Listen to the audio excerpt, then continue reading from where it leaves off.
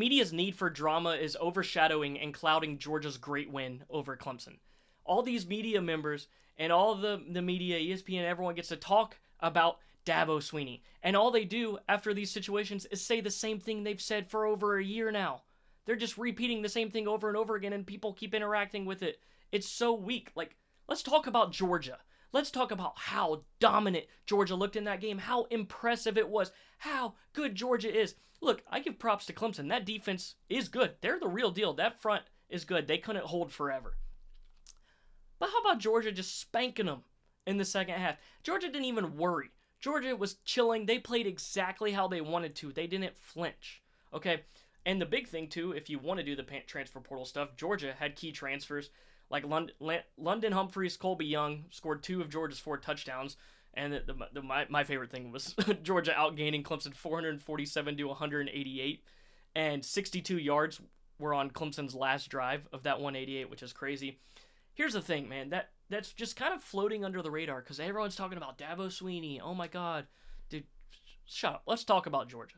We are underappreciating Georgia's current dynasty, and I think it's because one is coming right after Alabama's. I'm not saying Alabama's necessarily done, but like Saban going away.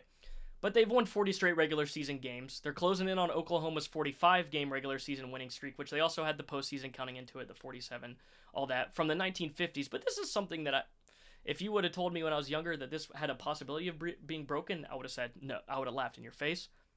But it's for real. Georgia has only lost, or they haven't lost one in the past 3 years. They haven't lost a regular season game. Their 2 losses are in the SEC championship games. And I also want to add, Dabo Swinney has now played Kirby Smart twice. He has not scored a touchdown against Kirby Smart. And for Dabo, the one thing I will say, he had his dynasty, and it was in the middle. That's what a lot of people, they're not able to accept that he's already peaked. And it's because his peak was in the middle of Saban's dynasty. And he went toe-to-toe with him, which is great. Like, in the greatest dynasty we've seen, Dabo did that. However, they're not able to accept now that he's already had his prime, and Clemson is not a program that's going to stay at the elite at the very top. That's just not Clemson. They had their peak, but they are in a better spot they were before he got there. They're still a great program, don't get me wrong, but they're not in that upper echelon, and they're not going to be. That era's done, so let's stop talking about that, okay? That's the last thing I'm going to say. But I will say, Georgia gave him his worst loss since 2013, and Georgia needs to be respected more. Look, I get winning gets boring for the media. They don't have anything to talk about. The only time they talk about Georgia is when, I will be honest, I mean, there's a lot of speeding and the arrests. But that's the only time they talk about you. They don't know how to talk about you because you keep winning. They're not appreciating it. They don't want to talk about you because you don't give them the drama anymore. It's not cool to talk about good teams anymore. Everything is 24/7. There needs to be some weird controversy. Like, there's got to be something going on now in football media for people to talk about, rather than sitting there and enjoying what we see. Georgia is so dominant and so good, and we're in the middle of such a unique time in Georgia football, closing in on this Oklahoma record that I never thought would have had a chance to be rivaled. This regular season streak is insane. And Georgia's doing it right now. Kirby Smart, easily the best quarterback coach in college football, which I've been saying since 2021. Even when Saban was finishing his last few years, and Saban got the win in the SEC championship. But regardless, Kirby Smart's still the best. And the way he's been able to adapt, he's still old school while also being this new age, which not a lot of people can do. He can float between both, and he knows how to play it right. He's got Georgia functioning at such a high level that it's just impressive. Georgia making a mistake is surprising. They're almost perfect.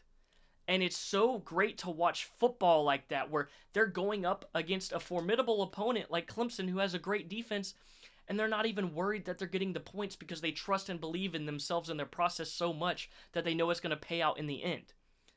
This Georgia program right now is so much fun to watch. It's fun to watch this greatness. It's fun to see this program operate at such a high level when it really historically has always should have been this way. It is the ultimate sleeping giant that is now awake.